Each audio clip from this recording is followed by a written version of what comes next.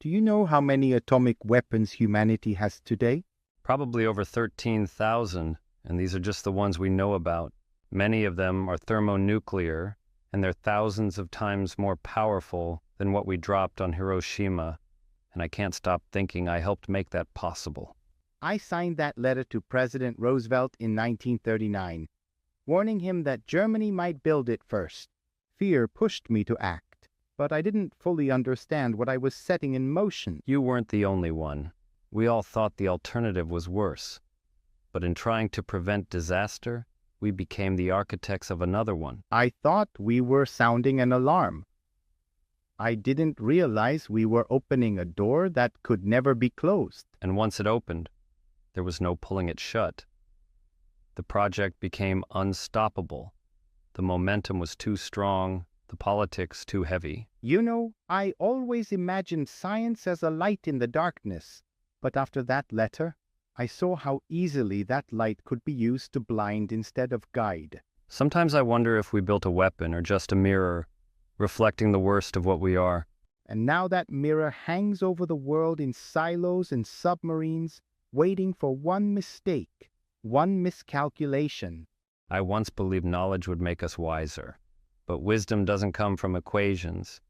It comes from restraint and empathy. Then perhaps our greatest mistake wasn't the weapon itself. It was believing we could trust humanity to wield it. Did you watch that film? The one by Christopher Nolan? Oppenheimer? I did. It was a strange experience, actually. Watching your own life dissected like that. I watched it too. Thoughtful in places, but I found the Trinity test underwhelming. Did it capture the true scale of what you saw that day? No, it didn't. The screen shook, the light flashed, but it felt safe. That moment was more terrifying than what you saw in the film. I saw it in person, and it truly changed me forever. Everyone knows Nolan avoids computer graphics. He insists on practical effects. Maybe he thought realism meant restraint. Maybe. But in this case, he should have made an exception. That test was the start of everything. People needed to feel the weight of it. Not just the science, but the horror. It was a missed opportunity. What about Hiroshima? Omitted entirely, not a single frame. That was a mistake. That scene needed to be there, not as spectacle, but as a reminder, so people understand what came after our theories and calculations.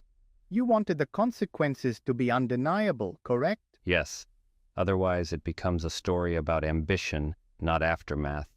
About genius, not guilt, which is not what happened. Then perhaps history will remember Hiroshima more kindly than it should. That moment should never be repeated.